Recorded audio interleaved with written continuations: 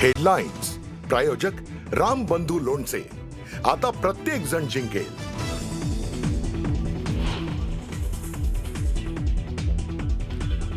मुंबई महापालिका निवडणुकीसाठी भाजप आणि शिवसेनेचे जागा वाटप ठरलं. मुंबईत भाजप 137 जागांवर तर शिवसेना 90 जागांवर लढणार.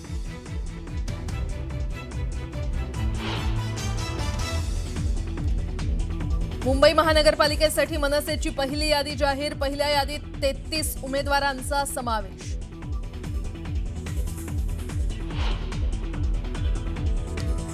छत्रपती संभाजीनगरमध्ये भाजप आणि शिवसेनेत अजूनही युतीचा निर्णय नाही.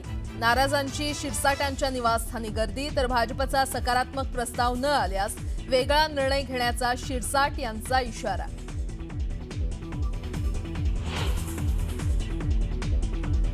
भाजप आमदार देवयानी फरांदेंचा मुलगा सीमा हिरेंच्या मुलीची निवडणुकीतून माघार. भाजप नेतृत्वाचा आमदार आणि खासदारांच्या मुलांना उमेदवारी न देण्याचा निर्णय.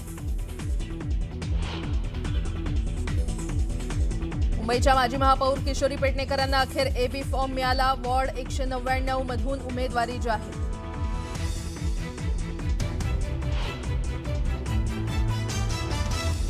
भांडूप रेल्वे स्थानकाजवळ भरधाव बेस्ट बसनं अनेकांना चिरडलं. अपघातात 4 जणांचा मृत्यू, 9 जण गंभीर जखमी.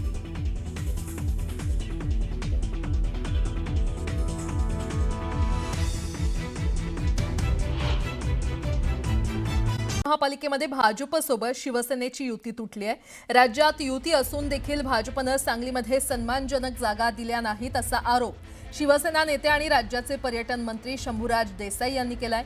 निवडणुकीत भाजपला शिवसेनेची ताकद दाखवून देऊ असा इशारा देखील शंभूराज देसाई यांनी दिलाय.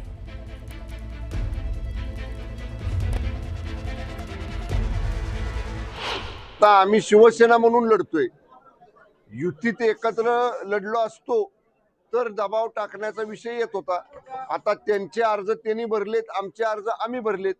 आता नाही महायुती होऊ शकली. त्यामुळं जर आता आम्ही आमचे अर्ज भरून लढतोय तर मग आमच्यावर दबाव टाकायचा प्रश्नच येत नाही. असा कुठलाही दबाव आला तर त्या दबावाला आम्ही बळी पडणार नाही. मी मगाशी म्हटलं ना, ज्यांना वाटतंय आमची ताकद नाही त्यांनी नगरपालिका निवडणुकीत, नगराध्यक्ष निवडणुकीत जिल्ह्यामध्ये पाहिली.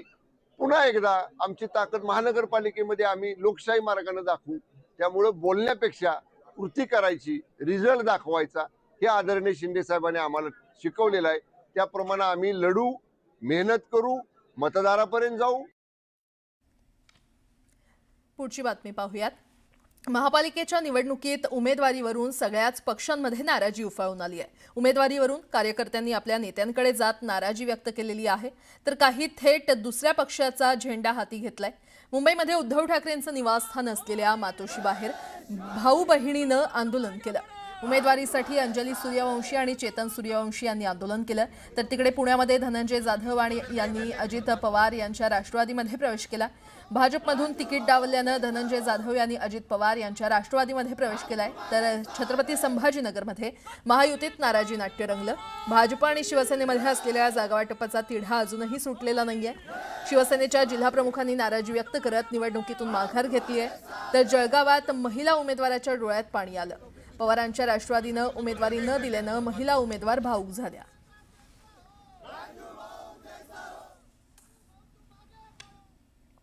आणखीन एक मोठी बातमी. नागपूर मनपासाठी भाजप आणि शिवसेनेनं युती केलेली आहे. नागपूर महानगरपालिका निवडणूक युती म्हणून लढणार असल्याचं जाहीर करण्यात आलंय. 151 पैकी 8 जागा शिवसेनेला तर 143 जागा भाजपला देण्यात आलेल्या आहेत. नागपुरात अजित पवार यांची राष्ट्रवादी स्वबळावर लढणार आहे.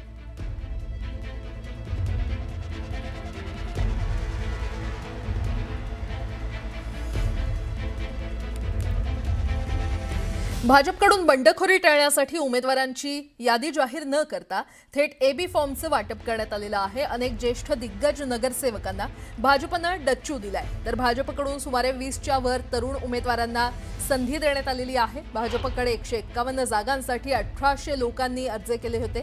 त्यामुळे नाराजांना समजवण्यात नेत्यांची आता दमछाक होणार आहे.